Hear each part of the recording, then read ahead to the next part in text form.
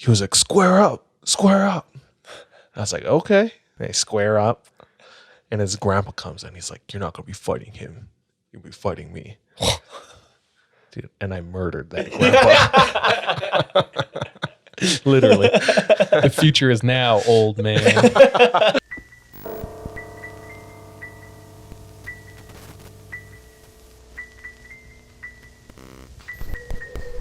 What's up, guys? This is the 3am podcast. My name is Charlie. My name is Sean. My name is DJ. We're just a group of friends, tell scary stories, and hopefully have fun. To open the podcast today, we try not to get too controversial, too political, but I feel like we have to address the elephant in the room. Do you guys believe in putting up Christmas decorations on November 1st or respecting Thanksgiving? And let's keep an open mind. I'm more of the respect Thanksgiving. Dude, me too. Christmas is after. Thanksgiving's over. I feel like you got to wait till the day after Thanksgiving before you start putting up Christmas decorations. I consider myself centrist and left-leaning. Oh, gross. No, I'm just kidding. The left being... what's the left in this situation? Let Thanksgiving have its place. I think people can set up, but I think people should be focused on Thanksgiving. Obviously. Like to help set the atmosphere, yeah, set up, but I want to hear Thanksgiving music before I hear Christmas music, you know? If you hold out on Christmas a little longer, it makes it better, you know what I'm saying? Yeah. Obviously. Also, if you don't hold out, it ruins Thanksgiving. I don't know, it's just not as special. It's just naughty, you know? I like surprises. So I'm fine waiting until it's the right time. Oh. Okay. But if you're one of those people who November 1st, you have Christmas lights up, tree, decorations, it's like, do your thing. You see the memes where it's like, it's November 1st. Mariah Carey should be thawing right now. Totally. How are you guys doing? What's new? Apparently a vaccine's coming for the you know what. What are your thoughts on that? Are you guys going to take the first round, or are you going to wait a while to see if anyone starts sprouting arms? Yeah, I'm going to wait a while to see how the government tracks you with the vaccine. Oh my gosh. I got my aluminum foil cap underneath this beanie right now. Isn't it kind of funny how everyone's like, dude, they're going to track you, but we all carry iPhones where like they literally can track you. Like, oh, it's like, how do you think you find your AirPods? It's like, it's the same technology. Like, bro. we ain't been tracked already. Yeah, bro. Who do you think's been the safest during this whole time? Definitely Asians, bro. Not just kidding. What do you mean? Like out of us? No, just in the world. Like what group, country? what demographic of people? Mountain men, probably. Mountain men? Yeah. Just some remote The island? button man. The button man? Yeah. Yeah, he's not getting The true corona. recluses out there. Unless he's getting it from those people he's killing. True. What about furries? Oh my gosh. Well, they're wearing a big fat mask. They've been wearing dude. masks for a long time. That They're was ahead cool. of it. And everyone's socially distancing from them. So I think they have like double cushion. True, dude. so funny. Yeah. I'm so funny. All that yiffing. Yeah. So we got a new dog. My wife and I. Puppy. Nice transition, dude. Her name's Lucy. Just wait. And we took her to puppy school. So it's training. Puppy school. And the trainer has a mask on, and I'm looking at it, and it is 100% a furry mask. Oh, It was like the furry snout and tongue and like ooh-woo and stuff. And That's cute. I was like, a furry would be a dog trainer. But I was like, I mean, as long as she keeps her hands where I can see them, the best person to train my dog. It's probably Joe Budden, Yeah, dude. don't pull no button. I don't know. That feels wrong, dude. She's pet my dog a little too long. Yeah. It's like, all right, then. When does the yiffing start? But anyway, just you made me think of that when you said furries. Dude, that's funny. We're off the rails and I spent 8 seconds in this podcast. Stay away from my dog. A few weeks ago, I came home to my girlfriend's place and I was like, I have this mad pinch in my back. And she's like, oh, can I give you your birthday gift? And I was like, are you listening to me? I said, I have a mad. You never listen to me.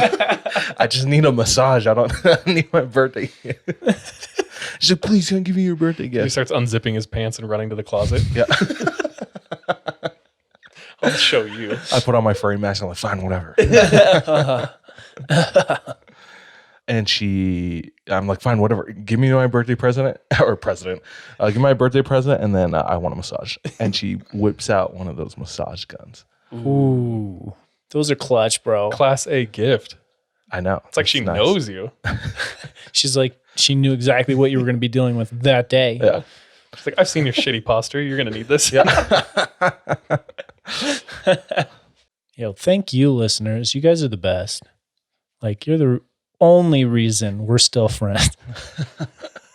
Yeah, you guys really are the glue This between. thin veneer of friendship we have going on. No, everyone out there, thank you so much for listening. We love all your support and everything you do. We're closing in on 100 patrons on Patreon, which is huge for us. And we need to set a goal. My idea is if we hit 100 patrons on Patreon, that Sean and Kevin will play with the Ouija board.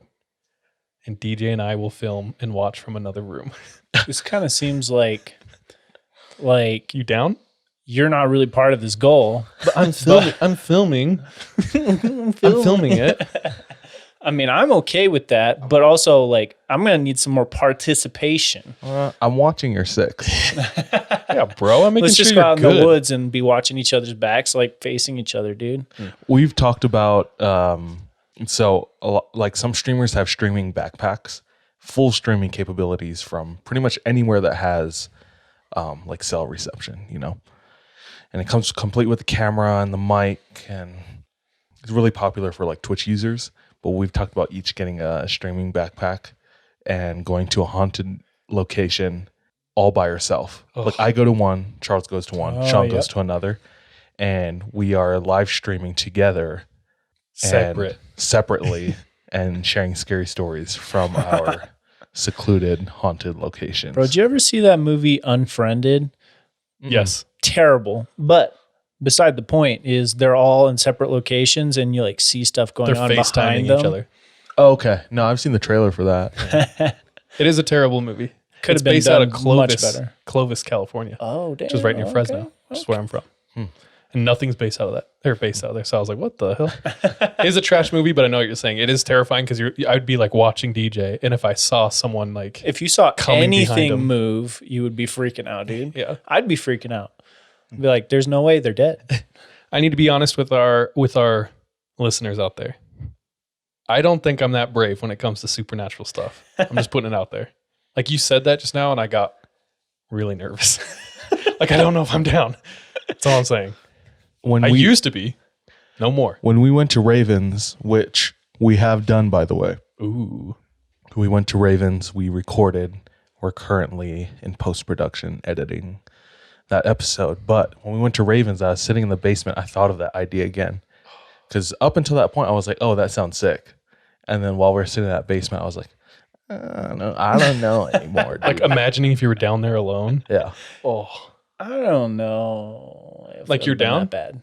that's what I'm saying. That's why you're playing with a Ouija board. Yeah, but also like we can't be like we hit 100 and Sean's gonna do something. Yeah, we can. That's the Sean podcast, not the 3 a.m. podcast. I don't know, dude. I don't know. Your time to shine, BB boy. Yeah, step up, dog. Let's just get into our stories. Want to do it? Let's do it. Okay. Yeah. Charlie got a 16. It's my die. Don't touch my die. DJ got a 6, Sean got a 18. ooh. So the order is Sean, me, DJ. True. Sean, you up? All right, guys, I got a special one for us today. It, in my mind, has quite a bit of credibility to it. Which is new for you. Yeah, but also like I'm still skeptical. But it's a credible source in my opinion. Yeah, so far Sean's been incredible. Incredible, dude. Not believable. So this comes from an Army Cavalry Scout. Oh. And are you familiar with the term or have any ideas like what they would do? I am, but you should explain it to DJ. Okay. An Army Cavalry Scout? Yeah. Like have what? you ever heard of that term or would you be able to guess Not like really. what they would do? It's all like front lines, like they die first. No, well, front lines, but not necessarily die first. So the first time I'd heard like a situation like this was listening to the book by David Goggins, where he talks about going to Army Ranger like certification or whatever it is that they go through training in like West Virginia. And part of that training is navigation skills. So overland navigation. And what they would do is they would have this area in which they would have to find certain points.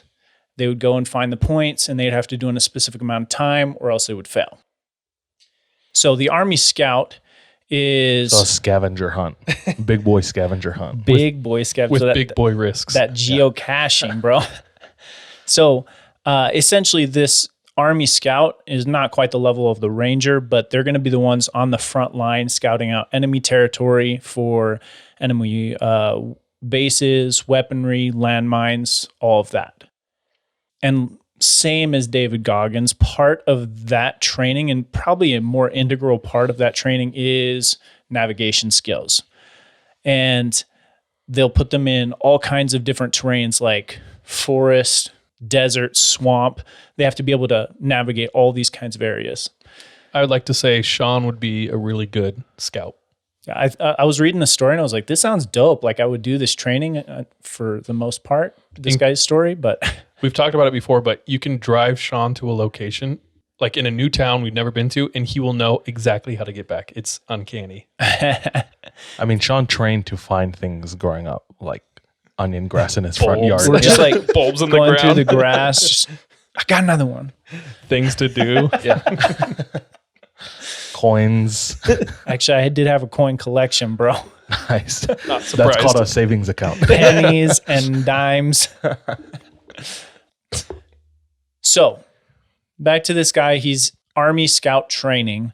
And up to this point, he and 15 others have made it through the training so far. And they come to this day where they're going to go and do another navigational like field test. So they pick him up at like 11 p.m. So up to this point, this guy has made it through training so far with about 15 other people.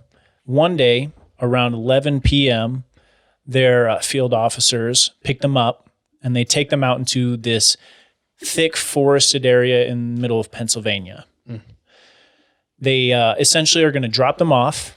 They give them basic gear. Like they do give them a flashlight. They give them a map and they give them their 5 points that they have to go and find and give them like night vision goggles, stuff like that. So he gets all of his basic gear and the rules of this test are they have 5 points out in this thick forested area and they have to find 4 to pass. First of all, before they're going to go in to the forest, they have the opportunity to plot their course. They're going to plot distance, step count, all of this.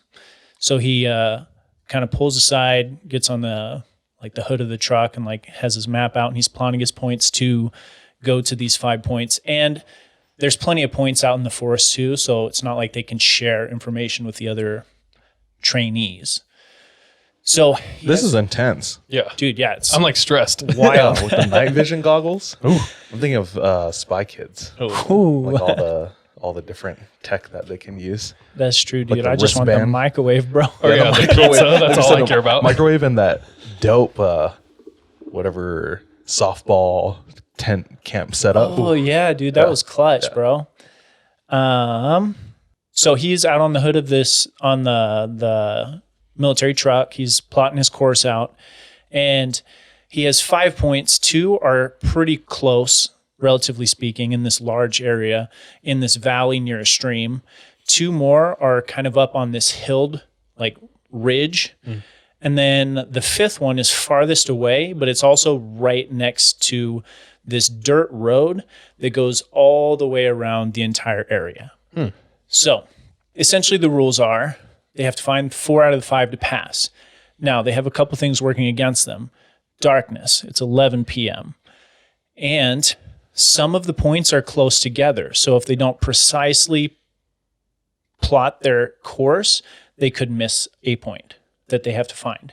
And the points that they prove that they're going to be able to find is it's like a little ammo can with a description of what enemy thing is there. So like it'll say at this point, enemy tank. something like that. And they have enemy soldiers out in the forest. And they're just part of the training program. They're going to search for the trainees. If they catch them, they send them back to the beginning where they have to start again. And they have 4 hours to do it. This sounds like the funnest game in the I world. know, dude. This sounds like geocaching with Fugitive. Yeah, it does. Dude, yeah, it time. kind of does. We should legit play this, It would be sick. I would be so down. like on a really small scale. But yeah, not like a Really huge. It's called signing up for the military. And then like the last possibility of like getting out of this test is if you get lost. And essentially all they'd have to do is walk in one direction till they find the dirt road that follow it surrounds the back. whole thing. Well, they'll just stay there and the truck is driving around the whole place, which is also why the point next to the road is kind of sketch for him because the truck's going to be driving by. So he heads out into the forest and Wait, it's just him or a team? it's just him by himself, but there's also 15 other people doing the same thing. So it's a pretty large area.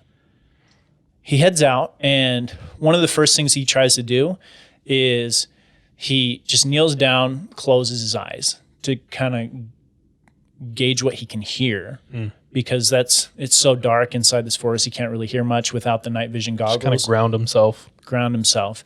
And he called it hearing with his ear or seeing with his ears. So he decides he's going to go for the farthest point first and then track his way back. So he's going to go all the way to the one that's close to the road because it's going to be the easiest to find. So he heads out and he's going through this forest and goes down this decline into the valley where the stream is. And there are some points that he knows are going to be there, but he's going to skip them for now. He's going straight to the last one first. And part of that's probably strategy as well to avoid getting caught. But as he reaches the stream, and I imagine it's like a 10, 15 foot stream and it's a foot to a couple feet deep based on kind of the description he gives. He kind of wades into it.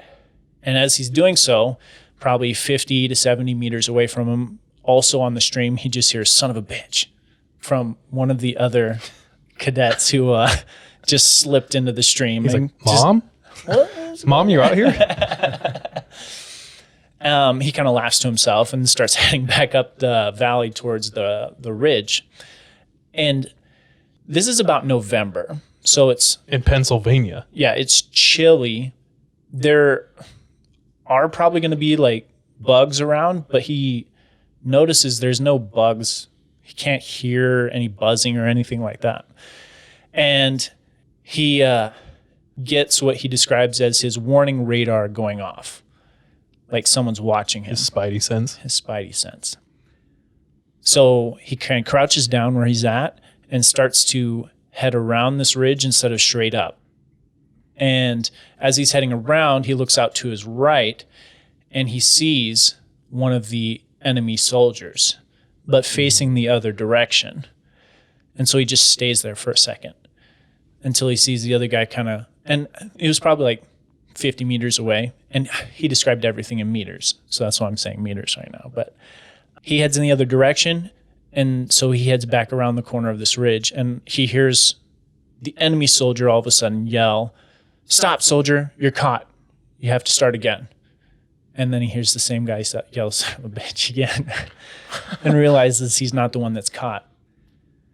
So Sounds like that scout was just like following him. It could have been, He's yeah, like, yeah. I'll let you do all the work. So the other guy gets caught, has to go all the way back to the beginning to start over and find 4 of the 5 points in the 4-hour time frame.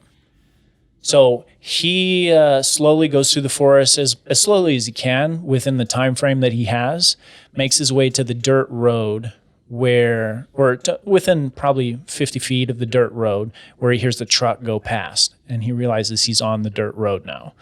So he heads out to the dirt road, goes along it a little bit and finds his target point, picks up the ammo can, gets the coordinates out. He's like, "Our enemy tank here," puts it in his field notebook that he had, and then heads back for the ridge because that's where 2 more points are going to be. So he starts heading up the ridge, and on the side that he's on, puts on his night vision goggles, and he scans the forested area and sees a clearing where he sees the second point that he's supposed to go to. So he starts heading down to it and gets to the edge of the forest where he's supposed to go out into this clearing and grab the point or the target, and then starts smelling just this really putrid fecal Odor. matter smell is what he said. And he's like, gosh, this is gross. He puts on his night vision goggles again, and he's scanning around the forest, and he sees a figure 100 meters away in the forest, but he can't really tell like what they look like. He just sees them like hiding behind a tree. So he assumes, yeah, this is another enemy soldier. The soldier kind of goes behind the trees. He loses sight of him, and he waits for a minute. Not seeing anything, he takes the goggles off. He runs into the clearing, grabs his target, runs back, takes a note, and then goes and puts it back. And then he decides to head back up the ridge, and then he's going to go down the other side to find his other point. But as he's going up this ridge, and it's November in Pennsylvania, a lot of leaves covering the ground. He hears like the faint crunch, crunch, crunch of him walking, and he stops and hears crunch, crunch, crunch behind him, quite a ways, but it's very like clear to him someone's following him. So he decides to go off his course. He runs up the top of this ridge, which he was at first trying to avoid doing because he didn't want the moonlight to catch him and people to see him. But he runs up and starts sprinting along this ridge, and eventually he gets away. He doesn't hear any more crunching behind him. But he's off course, and he heads just back down the other side of the ridge, and he knows his target or his point is somewhere close to where he's at. So he just starts kind of exploring in this 50-foot range that he's in. And he says completely accidentally he kicks the ammo can that he's supposed to find, and luckily is able to find his target. He like writes it down, sticks it back in his pocket, and then he starts heading down the stream. But So he's up to 4? it's up to 3 now. Oof, okay. And he starts heading back down in the valley where the stream is, where he knows he's going to find 2 more targets. Gang. Let's go.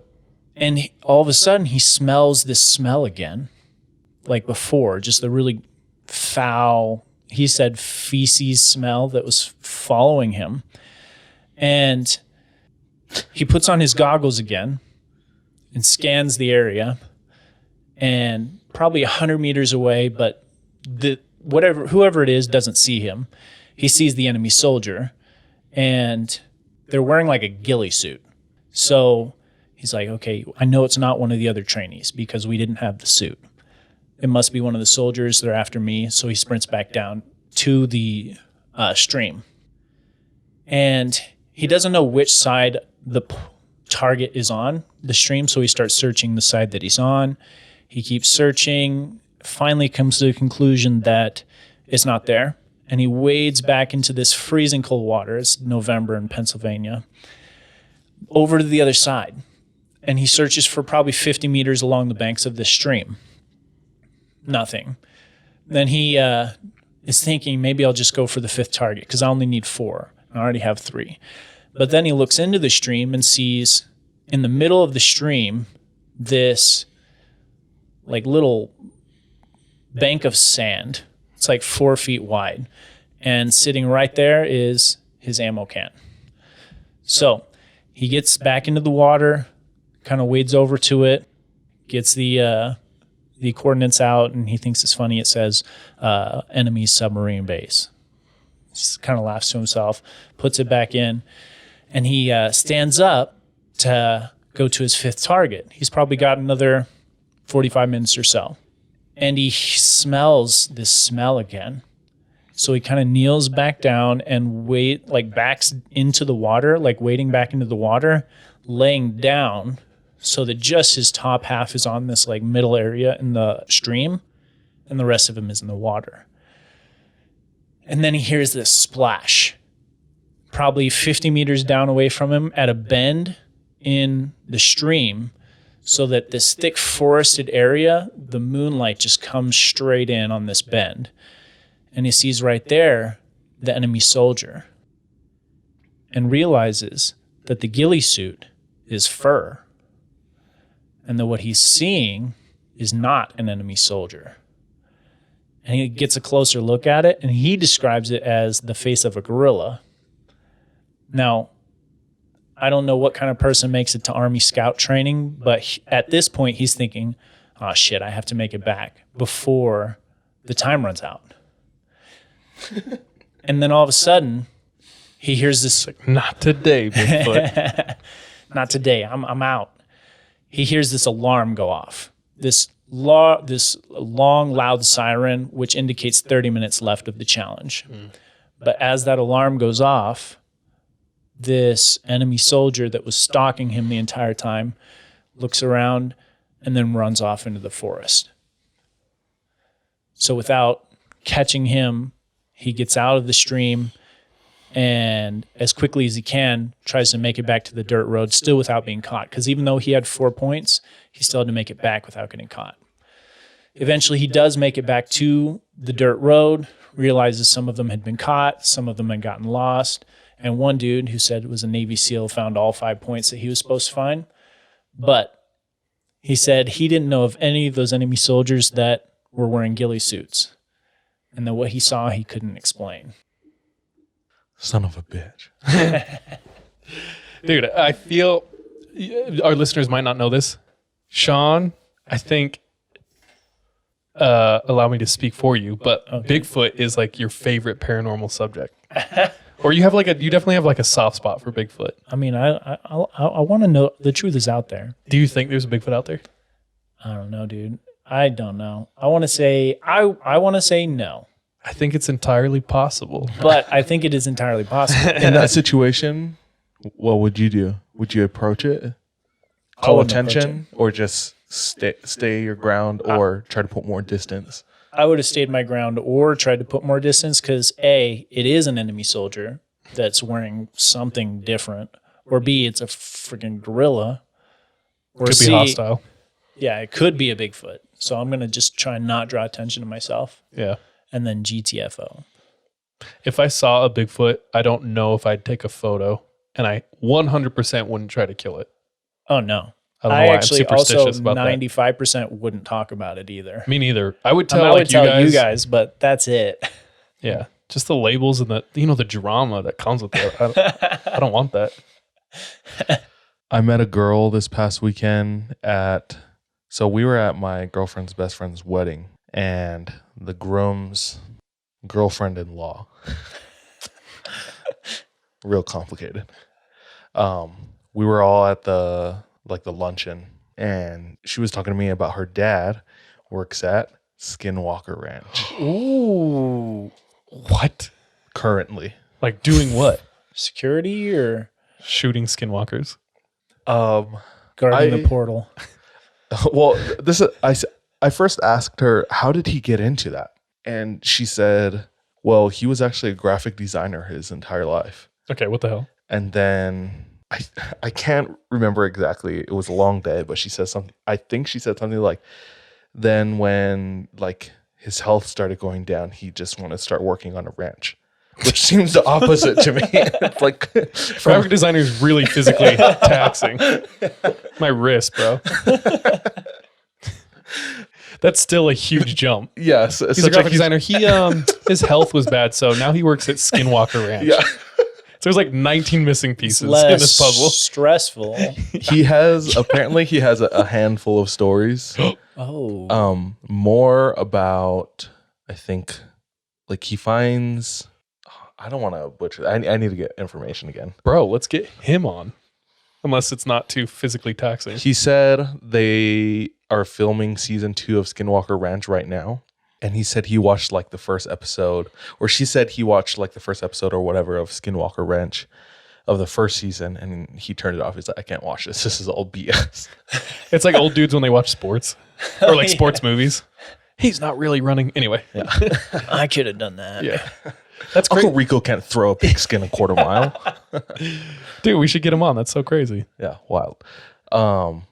I don't know why I thought of that. Did that have to do with... Anyway, no. And it have to do with Bigfoot. But It is supernatural though. That scenario is so wild to me. I loved it. It was like so many high stakes, so many already like variables against you, like working against you. And then you throw in Bigfoot. It's like, dude, what? This guy can't catch a break. Yeah, for real. Dude, this guy, like the whole scenario, just like to me sounded like fun until he runs into. But even then, like how he got out of it is still fun. True. Like, but if Bigfoot all of a sudden started rushing you, that would be the scariest thing in the Dude, world. I think he got lucky too with the alarm. It just like threw it The off alarm because it definitely was following him. Yeah, because it followed him straight from his point 2 to point 4. Yikes. That's crazy. I love the visual of the ending where he's walking through the forest and he sees a little bit of a clearing ahead, and in the stream or the lake, right in the pillar of the moonlight, it's like Bigfoot. Ariel It's maybe it was his Patronus, you know? Yeah. Oh, shit, dude. So many unanswered dude? questions. Yeah. Dang. That was fun though. But that's me for tonight. Cool. Charles. All right. First of all, just a little update. Since sharing last week's episode, I talked a lot about demons on 69. And I've had several people reach out to me with like stories and occurrences or something. Like someone who will remain anonymous because I don't know if she fully wants this public. She said, listening to your story like hit so close to home. I recently just started learning about all this stuff, like energy and stuff from an energy healer. And while I was learning all that, simultaneously, her boyfriend was like battling an addiction. And with his addiction was like, they felt like a possession. So that was crazy. Also, Dom from Chickamauga, No, dude. Montezuma. Montezuma. Dom from Montezuma. I'm like in my kitchen doing something, and all of a sudden I'm getting a FaceTime from Dom.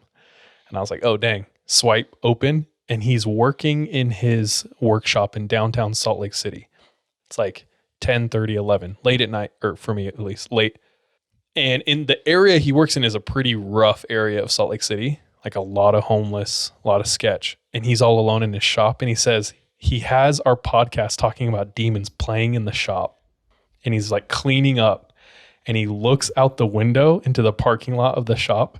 And there is a woman in like a t-shirt, long ragged hair. It's cold out. It's freezing. And he said she's just standing in the middle of the parking lot staring at him. And he's like, bro, he's like, I need to talk to someone. I need to make sure I get to my car safely. He's like, I'm sitting here. There's a woman out in the parking lot. And as he does that, his wife's name's Jackie. I go, is that Jackie in the back? Tell Jackie what's up. And he freaking jumps around as fast as he can. And then I was like, I'm so sorry. No one's there. I'm just kidding. But he's like, I don't know what we're about to see, dude. And he goes up to the garage and he goes and like throws up the garage, and the parking lot's empty. Fuck. And he like walked around the corner, he looked under his car, and he's like, okay, I'm going to go now. I'm going to jump in my car and go home. But thanks for being with me. I was like, dude, that's terrifying. Like he was listening to demons. He looks out the window and he sees like some Vivitch out there. Terrifying, dude. Yeah. Nope. I thought you were going to say he started lifting up the garage door and her feet were right there. Or her hands come in. Yeah, dude. Oh, jeez. Nope. Big nope. No. All right. Going along with a little bit of that theme, I got a story from a friend, a listener on Instagram, DM'd us. Said, I'm a fan of the podcast. I have experiences. Here's mine. But because of the nature of the story, they have to remain completely anonymous. So this person is studying to become a nurse and is, I think, fairly far in the program, like basically done is kind of what it feels like, and was going to go ahead and do like a tour or do some time in a psychiatric ward in a mental institution. So this mental institution has a wide spectrum from just like schizophrenia, bipolar, to identity disassociation disorder. Wow. Yeah. So That's like heavy. everything. Yes. Like everything. Mm-hmm. So in this facility, all the doors, you have to have like badges and keys. It's pretty like secure. When you enter a room, you have to turn around, close it, turn around, open, like everything is shut, lock. Mm-hmm. And they have specific not inmates. They have specific people there that they call Patients? patients. We'll call them patients. That they call elopement risks. People that'll run. People that'll run, that are actively looking for opportunities to sneak out and run. That peanut butter falcon, dude. Exactly. That Shutter Island. Dude. Oh, exactly. More. Actually, more, dude. In this facility, think of really long hallways in a V shape. So there's 2 long hallways, and where they meet is the nursing station. And at the nursing station, there's 2 more like smaller hallways branching out, and those are the seclusion rooms, like the super high risk. Along the V. the long parts, they have 5 to 7 rooms on each side. And these are where like general population, so like 1 or 2 patients might be in each room. Okay. So he shows up, he wants to do a good job, goes to the nurse's station, checks in. They kind of give him the rundown on what's going to happen, and he gets ready to start his shift. When he's looking over the patients, there's like a board of patients. He notices a particular patient. And each patient has like a certain level of security required or a level of precautions that they each have. Some of them have like none.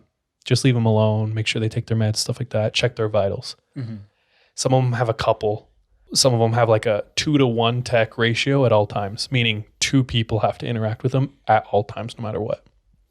Well, this one patient stands out, and he has a laundry list of precautions against him. So he's looking at it, and he's like, dang, what the heck? Like, what's up with this guy? He has things like he has to be in solitary confinement, no roommate. He has a 2-to-1 tech ratio. No one's allowed to interact with him alone. He has to be separate. They have to make sure he can't interact with any other patients ever, like not even on rec time, stuff like that. And he has really weird and kind of disturbing ones, like no pregnant nurses are allowed to be on the clock while he's there, because like that will trigger him, like stuff like that. So he takes a mental note of this guy and goes about his business. He starts doing his rounds. About 2 hours into his shift, one of the nurses calls him over and says, hey, we need you to do vitals. Here's a list of all the people who need their vitals. No worries. So he starts doing his vitals, and a couple patients down his list, he sees long list guy. Does he have someone else to go with him, or? Danger patient. Well, yeah, 2 techs have to go with them. Okay, yeah. So he thinks, okay, I'm going to check the cameras first. I'm going to kind of see what I'm walking into so I don't walk in blind. Like he's in the seclusion room where they have a camera on him at all times. So he goes over to the nurse's station, is looking at the camera, and he sees the guy. And real quick, I should describe him. This guy is about 5'7", not that tall, probably a $120, pretty thin, bald, kind of a frail looking guy. But the aura he gives off. Anyway, he's looking at the camera, and he sees him. He's sitting cross-legged in the middle of the floor, and he's just slowly rocking. So he's like, okay, he seems pretty docile. So like, let's go. So they go to the room. The 2 techs stay outside, and he opens the door and walks in. And the guy's on the floor just slowly rocking. And he said the feeling just emanating from this guy was like evil. So he's across the room. He sees this guy. This guy's giving him this terrible feeling. And he has to take his blood pressure. So he takes his kit. He takes the blood pressure like pouch thing that goes on the arm. And he starts slowly walking towards the guy. Now, he said he wanted to impress the staff. He wanted to do a good job. So he's like, I'm not going to show any emotion. I'm just going to be really professional and get in there. So he's like, good afternoon. How are you doing? I'm going to take your vitals. Like, I'm going to be putting this on your arm. And he said the guy just sat there rocking slowly the whole time and was staring. So he undoes the Velcro, puts it around the guy's arm. And he says, as he's putting it on, he glances over at his face. And while he's slowly rocking, he says that he can't describe the look of this guy other than he was wearing a mask. He said his eyes were 2 black holes and there was simply nobody there. Like it was a shell of a human. And so he does that. He steals a glance, gets this feeling, and looks back and just starts going. And he's super nervous inside, but doesn't want to show it. So as he's taking the vitals, he's looking at the numbers. The guy starts mumbling to himself. And it takes him a while until he realizes that there's two voices talking. So the guy's mumbling to himself in like a normal man voice, but then answering in a deep, slower voice. And he's like kind of trying to pay attention, can't really hear what he's saying, getting more nervous. He has to do like 3 or 4 more things when he hears the man in the normal voice go, "But I don't want to." This Smeagol dude right here. Leave now. He goes, "But I don't want to." And then in a dark, deeper voice, he goes, "It's time. Do it now." And all of a sudden, mid-rock, he stops. Slowly stands up, straight up in the air. And our friend goes, "Nope, I'm done." Stands up, staring at him, keeping him like in front of him. And he says, "Thank you so much. I'm going to be leaving now." Backs up to the door, opens the door, and as he's turning around to close it, he had moved across the room and he was right behind him. So he just turned around and saw him like staring, and he closed the door on his face. And the tech outside goes, "Good thing you left." Like I could tell something was about to happen because they could like see through the window, right? Yeah. Aren't they supposed to go in with him? I don't know. He said they were outside, both of them. There was 2 techs outside watching. Is hazing at work good? Yeah. With Smeagol. First day, newbie. So he's affected. Like he felt weird. And just like the 2 voices, it's time. He's like, what the hell's happening? So he's freaked out. He's trying not to let it show that it's affecting him, but obviously it's on his mind. So later on, he's alone with one of the nurses and he goes, they're in the nurse station, they're talking, and he goes, "Okay, I have to ask, what is up with the long list guy? Like, what's up with him? What's his story?" And she kind of like looks over her shoulder. She's looking around, making sure no one's around. And she says, "Come with me." And they go to one of the back rooms. And you'll find the rest out right now. Oh, damn, bro. Got him. So they go to one of the seclusion rooms and she goes, "Okay, I've been here the whole time he's been here. When he showed up, he was completely normal. Nice. Conversation. Like we didn't understand like why he was really here. 0 precautions. Like he could walk around freely. He could go to the rec place, like everything, right?" She said, but slowly he started to change and become more and more creepy. And everyone said something's not right. Like they all got this feeling when they would take his vitals. So she said one night, a couple weeks ago, there was all female staff on or something like that, all the nurses. One of the nurses, it was her turn to take his vitals and he was in a room by himself. So she got her ID badge. She went to his room. She didn't check the cameras before she went in. Unlocked the door and opened the door. And what he had done is he had moved his bed to the opposite side of the room and he was crouching and waiting. The second she stepped in, he tripped her, shoved her into the room, moved around the door and shut it behind him. So she's locked in. So she starts like banging on the door. Now they were in the opposite V. There was a nurse all the way down at the nurse station and the other tech who was on was all the way over here, half asleep, because it's like 2 or 3 in the morning, half asleep just watching another patient. Mm-hmm. So no one heard any of this go on. Meanwhile, the nurse in the nurse station, she's hanging out, doing paperwork, sitting at a desk, dark office, when all of a sudden, fingers wrap around her neck and pinch super tight. And he had snuck in completely silently and grabbed her and was now choking her. He tries to like smash her into the filing cabinet and they both fall to the floor. And he's squeezing the life out of her. She said, I don't know how, but she manages to get like a squeaking scream out. And it was like the last of her breath, but it was all she could do. And that was just enough for this nurse to hear what was going on, runs into the room, alerts like the police, who I think were really close, or several officers were like in the area or something, alerts the police, and her and the other woman are just able to get him off of murdering her. But there's still like this huge pandemonium scuffle. 4 policemen show up super fast. She said at least 3 of them were over 6 feet tall, over 200 pounds. And the 6 of them barely were able to get him restrained. They said she watched these huge men, this 5'7" guy. He was like manhandling some of them. But eventually they're able to get him into a 9-point restriction chair. So he's completely tied up, can't do anything. They get the other nurse out of the room who was alone banging on the door. Mm-hmm. And they get the other girl whose like throat is damaged. Mm-hmm. They get her up and make sure she's vital. And they're wheeling him out of the room. And he says through the crowd of people and pandemonium, he locks eyes with the lady he was choking. And he goes, next time you won't be so lucky. And they wheel him out. Ugh.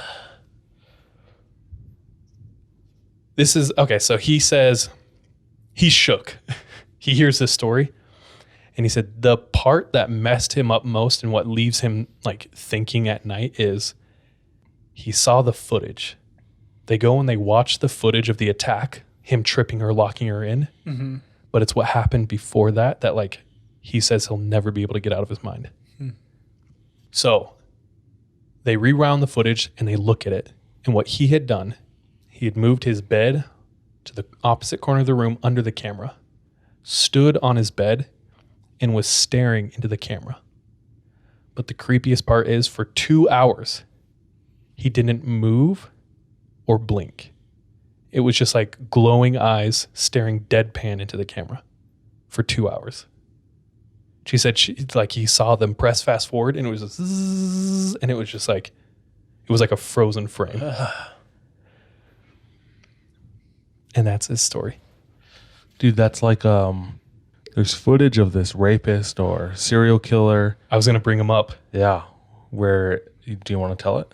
No, go for it. Bone chilling. They're interrogating him. There's 2 police officers and it's like within the span of, 30 to 60 minutes. Mm-hmm. And they're walking around the room, asking him questions, not touching him, but he's sitting across the table, but they're just asking him questions. And it's like a time lapse. Yeah. And they're moving around the room. I think it was more like an hour or 2. Okay. It was longer. Yeah. And he is just sitting there. I don't think he answers any questions. He just sits there. Well, they said he was like one wording it. But Sean, the footage, he's sitting at a table and he's like this, and they press fast forward. So everyone else in the room is like moving, sprinting around the room, talking, and he straight up is like this. All the time. No blinking. It's no weird. Twitching. No. It gave me the chills. Yeah. There's one part where he goes like this. And like, that's it. It is uncanny, dude. It's so unsettling, but that's exactly what I was thinking of. Mm-hmm. There's 2 different types of horror stories. Like, I don't think he's lying. And I don't know, talking to him and like, anyway. But there's like, like the supernatural where it's like, oh, maybe it was a ghost or a light in the sky, but this is like real shit. Like people stuff. Yeah. And I don't know, that hits hard. Yeah, that's creepy, dude. I don't know.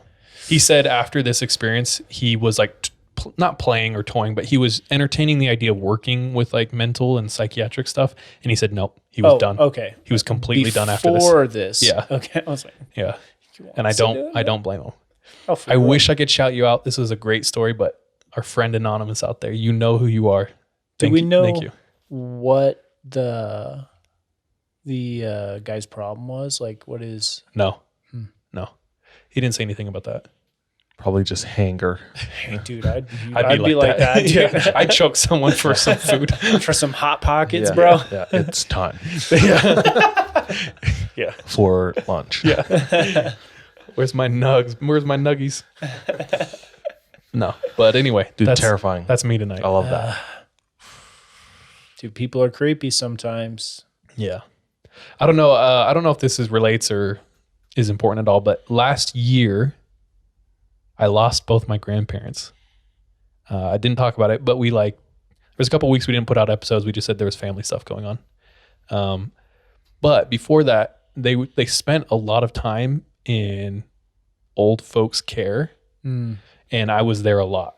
I Like all my cousins were taking shifts, visiting and making sure, we could do whatever we could. But those facilities, because my grandpa was in memory care, meaning he didn't know where he was, and all the doors are like double locked because everyone there is like, dude, where am I? Yeah. So there was a lot of times in the middle of the night I was there, like hanging out, and you'd go out. First of all, if you want, I don't even know how to put this into words. I wasn't planning on sharing this, so I apologize. But if you want like a really reminder of like important things in life, go volunteer at like an old folks home, especially memory care. It's insane. Like it puts a lot of things in perspective. But I would be out there in the middle of the night, like 12 a.m., grandpa's finally gone to sleep. I'd be sitting out in the foyer, and just like out of the darkness, an old lady would come, sometimes like not appropriate, you know what I'm saying? Because they have no idea. And they'd just be like, where's Jim? Has he come home from work yet? And you're just like, and no one's there. You're just like, okay, ma'am, can I help you find your room? And every door is like double locked, and it's like, I don't know. It's just, so this story, I don't know. It kind of took me back there in a way, in a different way. Dang. Yeah. Anyway, sorry. Having part of like almost like a humanity taken from you is terrifying on its own. Mm-hmm. Yeah. And it's like 100% not your choice. Yeah. Like all these people in this memory care, they cannot remember what's going on. It's crazy. Anyway, Not to call them like barely human, but it's like Barely you're even human. as you're nearing death, like you start losing some of those faculties. True. it's hard for them too, because they're kind of aware that they can't remember. Like they're almost embarrassed, and they're aware that they can't take care of themselves. So they're super embarrassed about it. So they'll fight it, or they'll anyway, not related, but related. Anyway, that's me tonight. Thanks, y'all. Let's close this up. Let's do it. That's you, baby boy. All right, kings and queens. I got not one, but two stories. Ooh. This first one comes from a listener. His name is Rick. He's from Texas. Hell yeah, brother. Sounds like Rick is in his 40s. And his story happens in the late 90s, early 2000s. And it sounds like he's newly out of college. He's working with a team of 8 to 10 other dudes who are about the same age. And basically, they would travel about once a month for almost a week each time. So it's a decent amount of travel. Mm-hmm. Just going all over the states, teaching different companies about the software that they sold, the computer software that they sold, just teaching them how to use it. So when they traveled, the company would pay for their gas and some of their food and the rooms as well. And they would stay usually at like La Quinta's and Best Western. So not the worst, not the best, but they each had their own room. And he says he remembers one particular business trip where they were going between Kentucky and Ohio. And they get home one night, and they usually go out to eat. They go to a bar. They have some drinks. Since they're all kind of like just out of college, they're used to drinking a lot. Rick, though, is very conscious about that and decides to usually only have a drink, at most two. And he says that was important for this story, that I know that I was being conscious about how much I was drinking, making sure that I wasn't, tipsy. Plastered. Yeah. They finish their night off at the bar, and they head home, and he takes off his shoes and his socks, and he lays down on his bed. He turns on the TV, and he starts to doze off when he notices that something under his covers are moving, or is moving. And within about a second or two, he realizes that it's his bedspread sliding off of his body. So he wakes up. I'm not sure if the TV's still on, but he reaches underneath his comforter and he pulls it, and it's a little tough to pull, but it wasn't too bad. He pulls it back up to his neck, and he's just really tired. So he doesn't think too much of it. He blames it on, at first, he's like, if you've ever stayed in these hotels, you know that their bedding isn't the best. It's usually like some polyester and it like slides Plus, really it's always easily. tucked into there so Yeah. hard that you like No, yeah, probably exactly. thought he was yanking on that. Yeah, no, exactly. So he just plays it off as that. He said, as he's dozing off again, it happens once more. And he said, this time, when reaching down through the comforter and grasping the end of the bed sheet, he said he was met with resistance right there. So there should have been some slack. And he says, instead of being scared or terrified, he said the weird thing was I was annoyed. He said, at this point, I yelled, knock it off, damn it. And the resistance stopped. He was easily able to pull it back over his body. I don't like that. Yeah, dude. I mean, at least it's Yeah, at least it's Listening. a thoughtful whatever. Just a troll. Literally a troll under the bed. oh gosh, Literally. literally. He said, I know this story is pretty simple, but to me, that's what makes it so scary and real. He says he thinks of that experience every time he checks into a hotel. Oh, so we don't know. We don't get to know what it was. Yeah, he says, I don't know no. if I'm happy or upset that I never checked under the bed. Let's be honest. Happy? No. Probably. Because he made it out, probably happy. Yeah. If you got the big dead.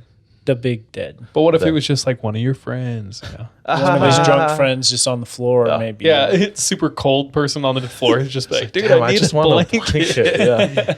Yeah. Dude, I Trying to don't pull know. it, passes out after. To me, like hotels are creepy. 100%. I Like never hotels, feel motels. Holiday Inns Thousands and thousands and thousands of people have been on that bed. and probably dead people. Oh, You know? probably. Dude, we were watching Unsolved Mysteries earlier, and it's the new season, and it's about like the murder in Oslo, Norway. Yeah. Weird, dude. I'm gonna watch it. Don't ruin it. Don't ruin it. Yeah. I'll give the preface. Okay. This woman, okay. Frick, it's ruined. God damn it. Yeah. This woman checks into the hotel, and it's, I guess, a pretty like famous hotel, or like it's a 5-star hotel. Mm-hmm. It's that when celebrities come to Norway and they're in Oslo, they stay in a hotel. That's the hotel they stay in. Wow. And this happens in I think 95, A cursed year, dude. May of 95. Yeah. And she checks into the hotel, and in the records, it's so strange because she doesn't have a credit card. She doesn't pay, no cash. It's almost as like whoever was working there just let her stay.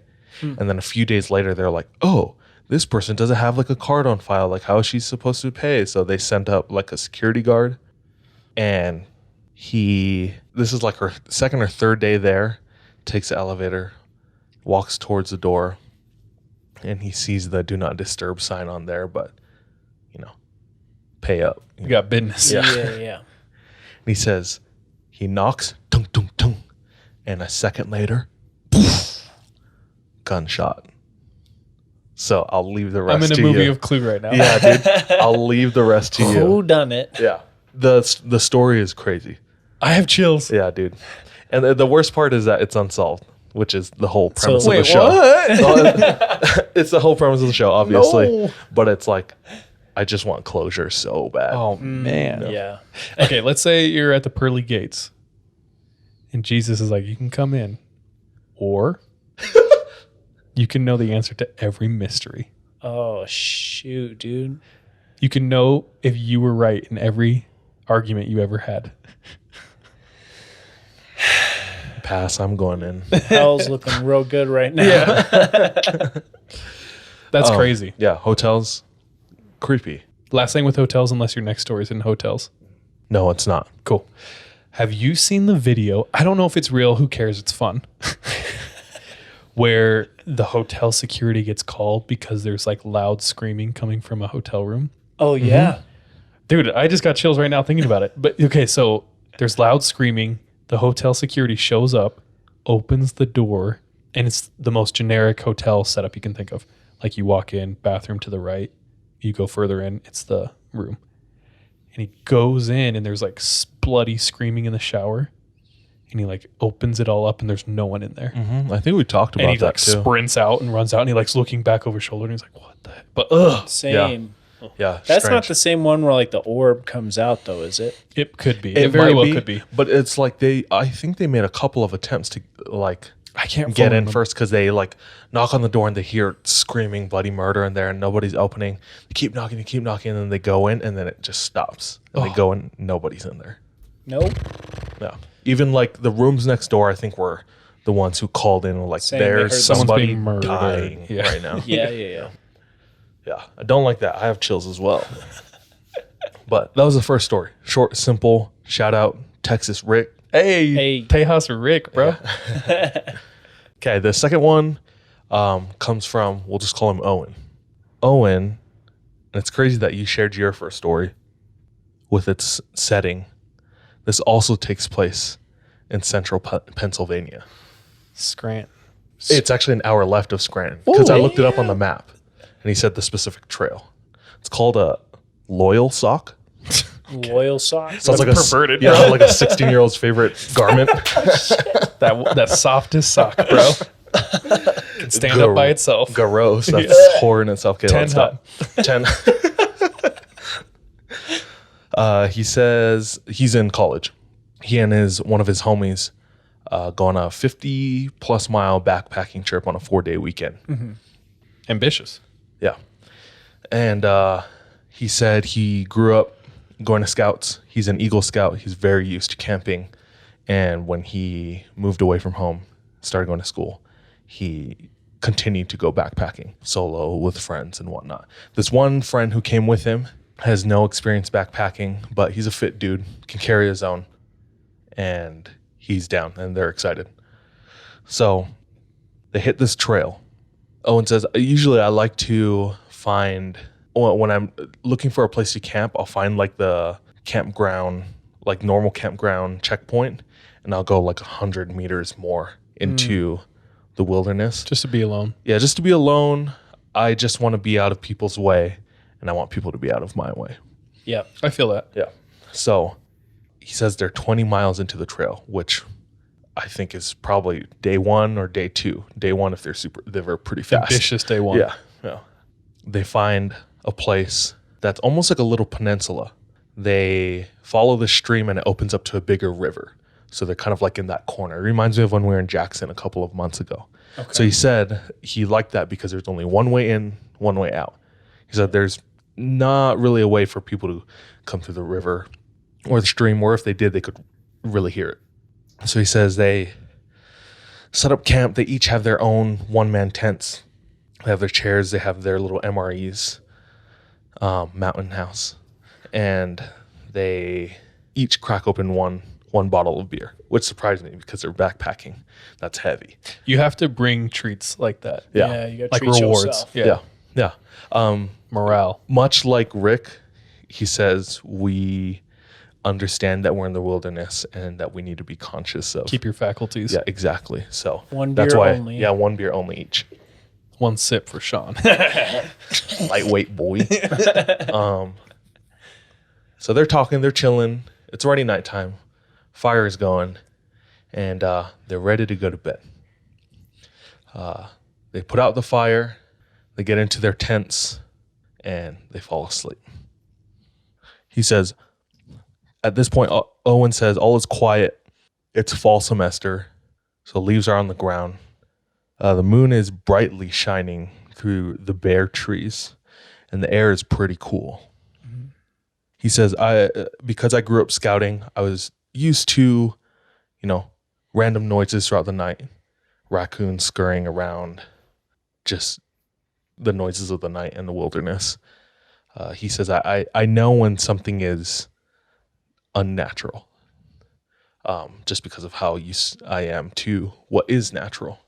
And while they're sleeping, unfortunately, he hears something that is unnatural. He wakes up, he checks his phone. He says it's 3 a.m. Oh. He says he hears voices. He says the voices were on the trail, about 100 meters away, 100 plus. Mm-hmm. And he's thinking, who's hiking at 3 a.m.? We're 20 miles in. He says he slowly, quietly unzips his sleeping bag, unzips his tent door. First of all, it's almost impossible to be quiet, Almost. like Yeah. in sleeping bags and stuff. Yeah. He has the cover of noise from the stream Oh, true. and the river, which helps. What I'm That saying means is the just person super from the stressful trail has because to he'd be be like, super loud. Oh, right. Oh, yeah. All the camping material, like all that. Yeah. Super, super noisy. sorry. No, you're fine. But he opens the tent door, moves the one of the flaps from the door, and he sees his friend is also peeking out of the tent. And his friend motions, puts a finger up to his lips to hush him, and they're listening. He says, "These voices are getting closer." Oh, hell. Closer and closer to the point where we see them. Who are these people? Or things? Patrons? Oh, damn. You gonna find out. If you're not a patron, head to patreon.com/the3am-pod. You can listen to this bonus story. Owen and his homie are in the woods, 20 miles down the trail, 3 a.m. They hear voices and they see them. Dude, I remember me and a friend, you both know him, Ammon. Oh, yeah.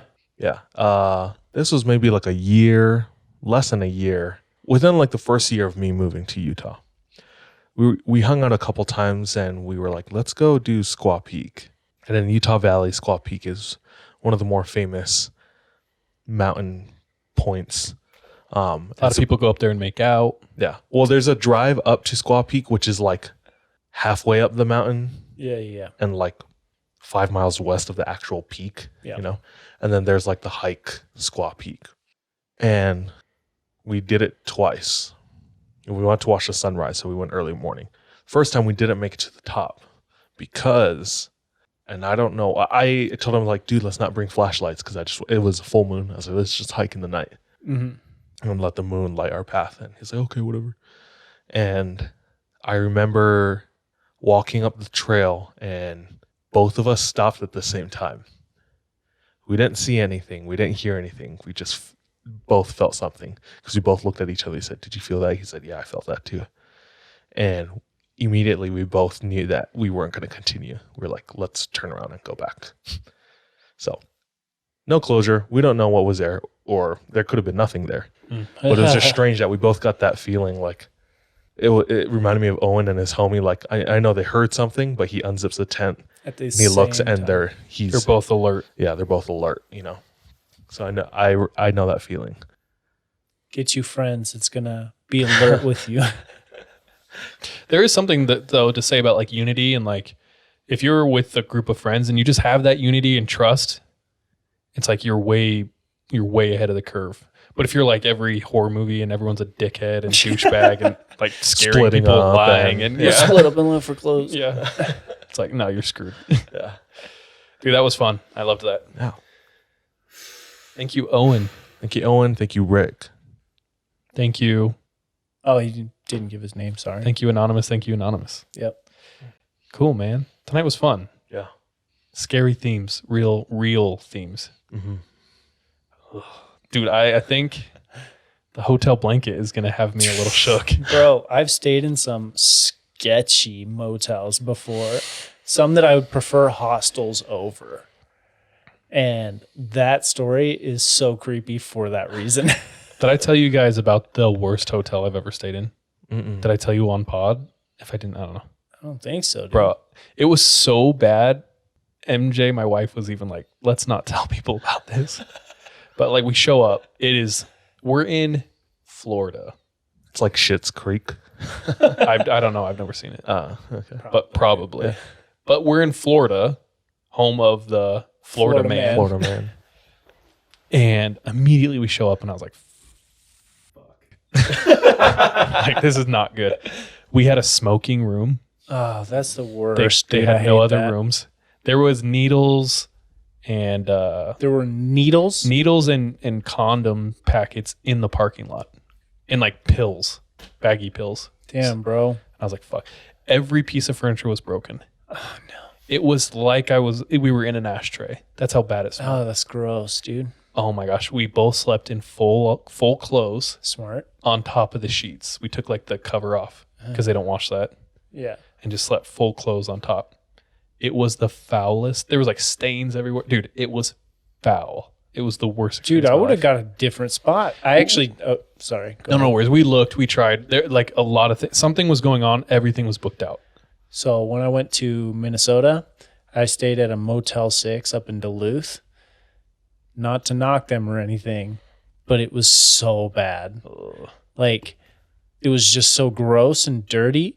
And the wooden floor creaked when I'd walk on it on the second floor. And it was just this big room that was completely empty, except for the bed and the dresser, which was like 30 feet away from me. That's sketch. And it was so creepy to me. I was like, this is like designed for someone to come in and kill me. Have you seen Vacancy? I think is the Dude, yeah, I was thinking Vacancy. I just watched another movie called I'm Just Messing With You, or Just Messing With You, which is about a motel owner and some guests. messing with people. It's just messing. Oh, it's That was just a prank, super bro. creepy. Every YouTube video. Yeah. Just messing with you.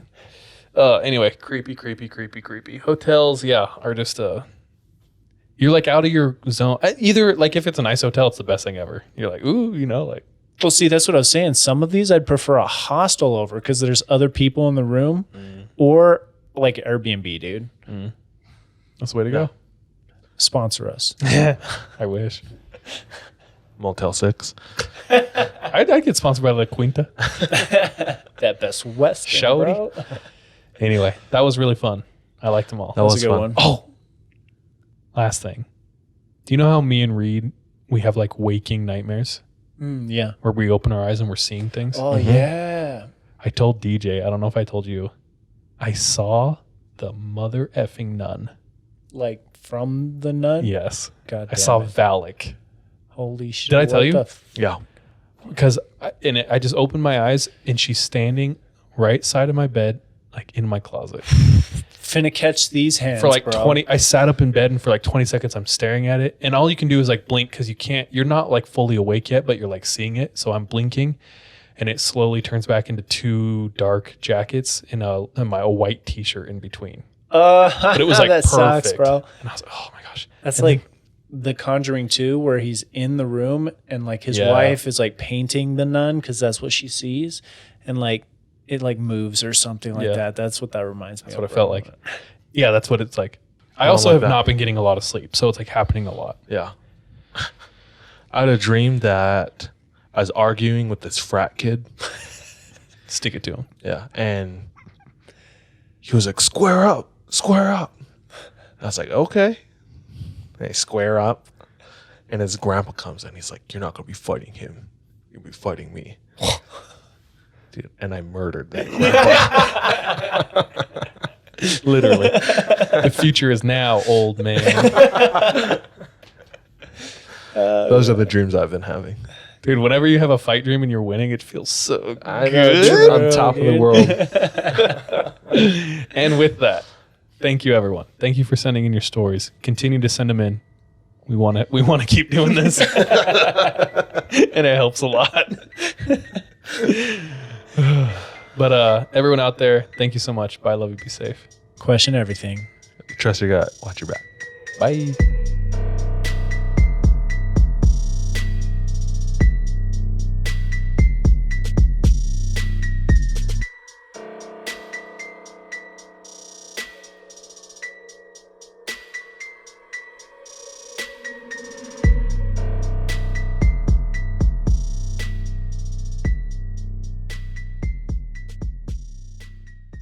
Hey, thank you so much for tuning into this episode of 3 a.m. If you want to support us, visit our Patreon, where patrons have access to exclusive content. If you're not able to support us monetarily, don't worry. This episode is on us.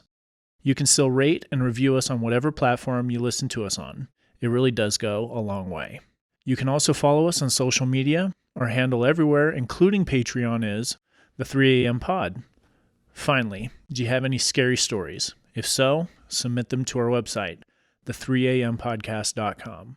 We love any audio or visual aids that can help bring your stories to life. So file uploads are welcome with your written submissions. We're anxious and excited to hear from you.